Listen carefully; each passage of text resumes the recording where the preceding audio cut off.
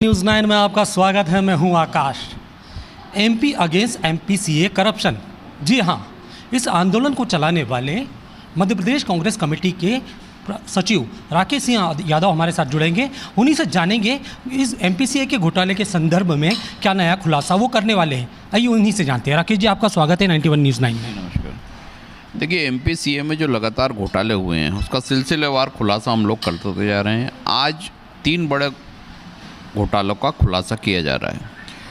आपको याद होगा 20 में श्रीलंका और भारत का मैच हुआ था 2020 में। उस मैच में एमपीसीए ने अपनी बैलेंस शीट में ये बताया कि मैच में जो दर्शक आए थे उनसे जो रेवेन्यू जनरेट हुआ था, टिकट जो बिके थे, वो 1,72,00,000 के थे।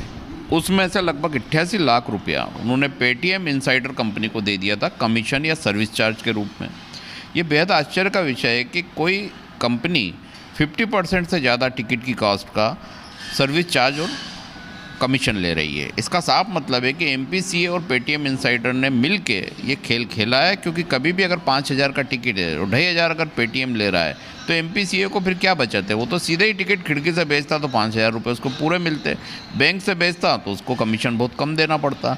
इसका मतलब है कि पेटीएम इनसाइडर से कोई अंडर टेबल डील रोहित पंडित और खांडेकर की है, वो सिद्ध होती है। दूसरी बात, 2022 में जो मैच हुआ 4 अक्टूबर को, उसमें जो टिकट बिके 29,500, वो 6 करोड़ के थे। वही स्टेडियम, वही क्षमता, वही टिकट का रेट, कुछ परसेंटेज का फ़र्क। तो इसका यह मतलब है कि 2020 में जो टिकट बिके उनकी कॉस्ट 5 करोड़ से ज़्यादा थी, लेकिन दिखाई गई 1,72,00,000 रुपये। और उसमें से भी 88 लाख रुपए का गबन पेटीएम इनसाइडर के माध्यम से हुआ और बाकी पैसा सीधे जेब में रख लिया गया। तीसरी बात, इस पूरे घोटाले में जो नोट शीट पे जाहिर हो रहा है कि कई उन्होंने ऐसे अकाउंट के माध्यम से पैसे निकाले हैं, ऐसा ऐड दिखा के पैसे निकाले हैं कि इलेक्ट्रिक का खर्च 31 लाख रुपए साल का, जबकि एक सीएफएल की गारंटी भी 12 महीने की रहती है और वहाँ की लाइटें तो बड़ी बड़ी कंपनी की लगी हुई हैं। तो फिर संभव ही नहीं है कि 31 लाख की लाइटें 1 साल में बदली जाएंगी। यानी वह फिर धोखा देकर पैसा हड़पने की साजिश हुई। सिक्योरिटी के नाम पर 35 लाख रुपए निकाले गए, प्रोफेशनल्स के नाम पे 60 लाख रुपए निकाले गए। कौन से प्रोफेशनल हैं, इंदौर के क्रिकेट को क्या योगदान देते हैं, कैसा कॉन्ट्रैक्ट है, ये कहीं भी नहीं है। सिर्फ अमाउंट लिखा है कि पैसे निकाल लिए गए। ना एमपीसीए कभी ये बताता है कि किनके अकाउंट में ये पैसा जा रहा है, किस तरीके से ये टिकट को संख्या जो बिकती है उसको बताएं। पिछले 20 साल में इन्होंने कभी नहीं बताया कि पेवेलियन के टिकट कितने बेचे हैं, गैलरी के कितने बेचे हैं, कितना पैसा आया। एक मुश्त अमाउंट बता देते हैं कि 1,72,00,000 की टिकट बिके। आपको क्या लगता है कि पारदर्शिता को लेकर क्या करना चाहिए? देखिए, सिंधिया के संरक्षण में जिस तरीके का भ्रष्टाचार 20 साल से हो रहा है वो सिद्ध हो रहा है। पारदर्शिता तो ये होती है कि सदस्यता ओपन होना चाहिए, कोई भी सदस्य बन सकता है जो क्रिकेट से जुड़ा व्यक्ति है, क्रिकेट में योगदान दे रहा है, स्वतंत्र रूप से हर चीज़ का डॉक्यूमेंट की जानकारी मांग सकता है। सूचना के अधिकार में अपने आप को सूचना के अधिकार से बाहर मांगते हैं, जबकि सरकार से पैसा ले रहे हैं। सरकार से स्टेडियम लिया है, स्टेडियम की ज़मीन ली, यानी सरकार का पैसा लगा हुआ है। सरकार से सारी सुविधा लेते हैं, सुरक्षा के लिए पुलिस लेते हैं, सब कुछ लेते हैं, जिसका कोई पैसा नहीं देते हैं। एक तरह से शासी संस्था हो गई।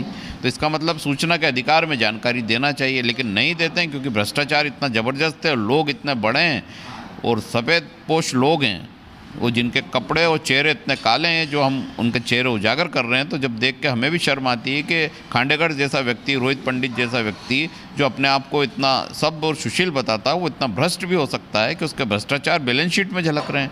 एक तरफ खांडेकर ये दावे से कहते थे कि नगर निगम हमारे यहाँ आ गया है पास मांगने के लिए, नगर निगम दबाव बना रहा है।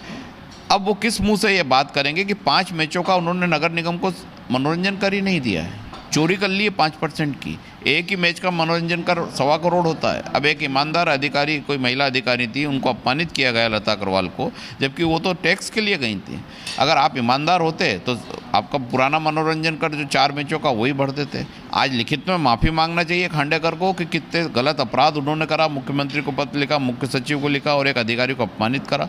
तो ऐसे भ्रष्ट लोग अगर क्रिकेट में रहेंगे तो क्रिकेट का तो पूरा नाश होना ही है, खिलाड़ियों का भी सत्यानाश होना है। ये लड़ाई खिलाड़ियों के लिए, इंदौर के लोगों के लिए, जिनको लूटा गया और लगातार लूटा जा रहा है। तो एक एक पाई का हिसाब अब लिया जाएगा। आपने मध्य प्रदेश शासन, केंद्र सरकार को शिकायत की है। शिकायत के बाद जो है आपको क्या जवाब मिला?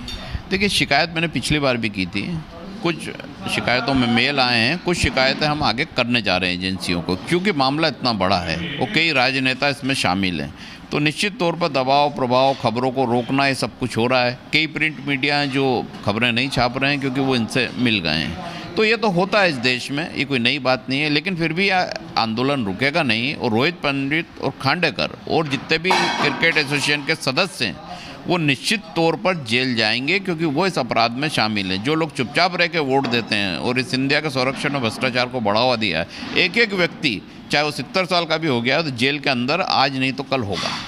कुल मिलाकर ये कहा जा सकता है कि एमपी अगेंस्ट एमपीसीए करप्शन को लेकर जो है लगातार विरोध जारी है और विरोध की वायर आगे भी जारी रहने की संभावना है। वीडियो जर्नलिस्ट विशाल के साथ आकाश ढोलपुरे, 91 न्यूज़ 9 इंदौर।